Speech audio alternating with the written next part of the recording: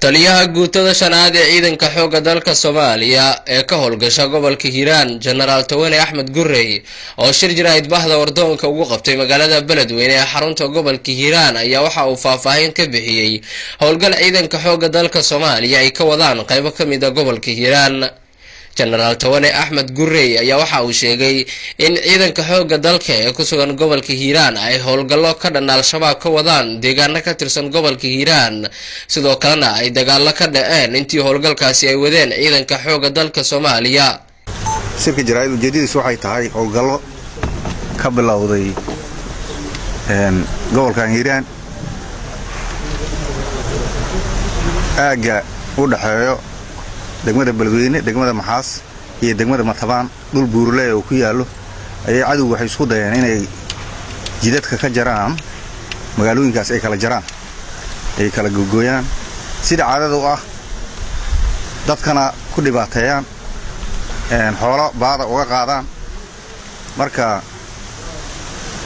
howlgal ayaa halka 8 bisha ka bilowday oo shalay ku beegneed maanta waxa dagaal la soconayo aagaas buurleyda ka soconayo ilaa haddana waxa laga wareegay tuulooyin dhowr ah sida Indhacaad, Ceelow, Afridood. ciidankuna hadda howlgalku waa ku sii socdaa. howlgalka waxa ka qayb qaadanayo ciidan SNA gobolkan degan iyo Amisom Sector 4 ayaa si wadajir uga qayb qaadanayo. waa howlgal muhiim ah oo loogu talagalay dhammaan dhulkaas hadda aan sheegay iyo guud ahaan gobolkan iyo guud ahaan Soomaaliya in looga saaro cadawga. waa sidoo u bilowday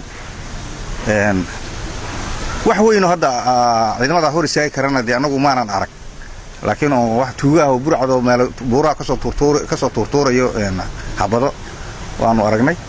ciidankeenu wax khasaara ma gaarin. howlgalladaasna ilaa hadda guul ay ku socdaan. waa fursad qaali ah inaan dadka deegaanada afariin u diro.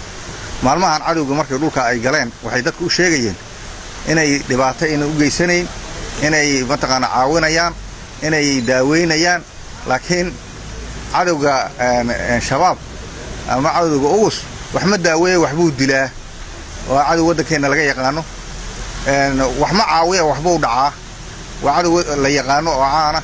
marka dadweynaha waxaan gaarsiinayaa nimankaas dhibaatadooda inay mataqaana gees iska mariyaan oo ay kaalmeeyaan ciidanka xoogga dalka Soomaaliya xagga farmashinada ha ahaato, xagga mataqaana garabsiinta ha ahaato, xagga anka taageerada taakuleynta ha ahaato, inay mataqaana biyaha iyo caanaha ka daba qaadaan.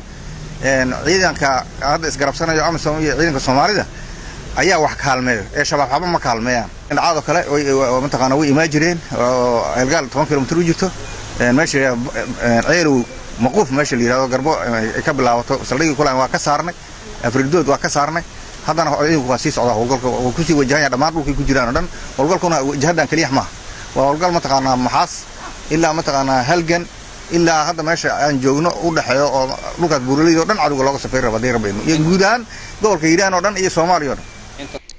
Maxamed Qadar Cabdulle, Somali Cable TV, Beledweyne.